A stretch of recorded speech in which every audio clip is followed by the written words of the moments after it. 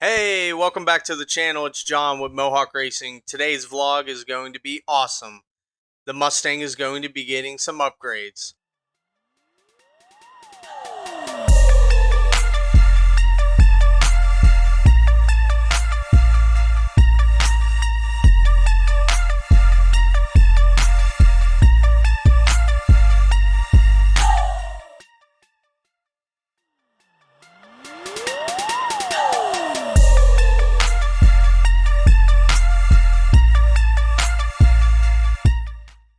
Welcome back. I just got here at Auto Hobbies and Speed Shop here in Hurst, Texas.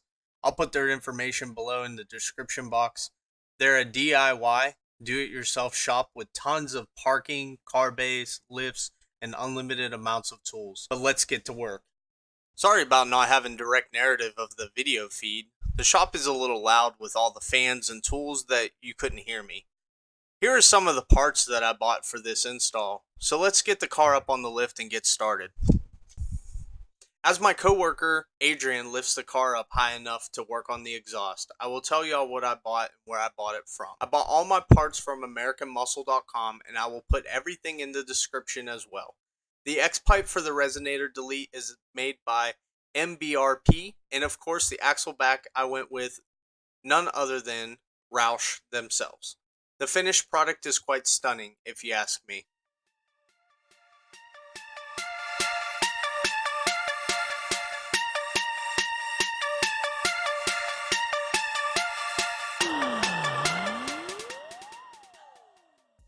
The first thing we noticed was, wow, the welds of whoever installed the exhaust was extremely bad. There's some footage later in the video that shows how bad they were. As you can notice, Adrian was feeling the exhaust with the backs of his hands and testing the temperature of how hot the resonator and exhaust pipes were to prevent burns. I walked away for a brief minute to put some gloves on and grab the Sawzall.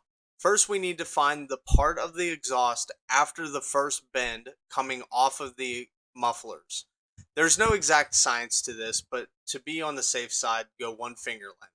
This gives you plenty of room when you are putting the axle backs over the original exhaust pipe to make changes if need be in the future.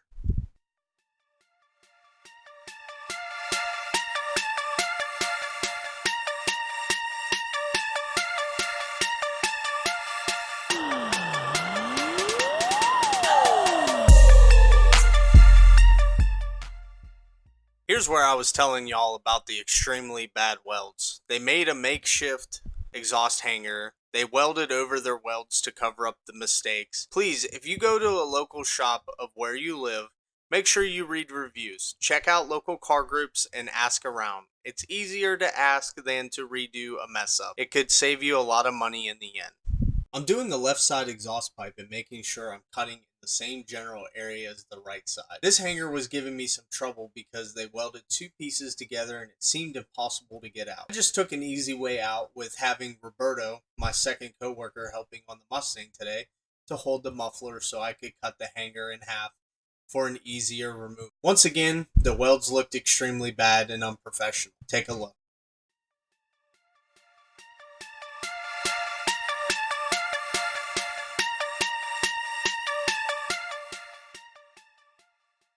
This next part is unbolting the resonator clamps to release the resonator from the exhaust pipes connected to the catalytic converters.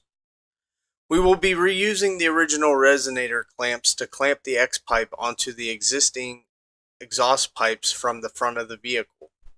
The other side clamps are provided by MBRP. We talked about dropping the resonator and putting the X-pipe up, but for video purposes we put the resonator on the ground. Once again, the welds are atrocious, but the piping looks new, which is the part we are reusing. At this part in the video is a time where patience is a must. Think and measure 2 or 3 or 10 times. It doesn't matter how many times you do this. Just make sure that you only cut once. Be precise and make sure you are ready to cut the resonator away. It's crucial to take your time.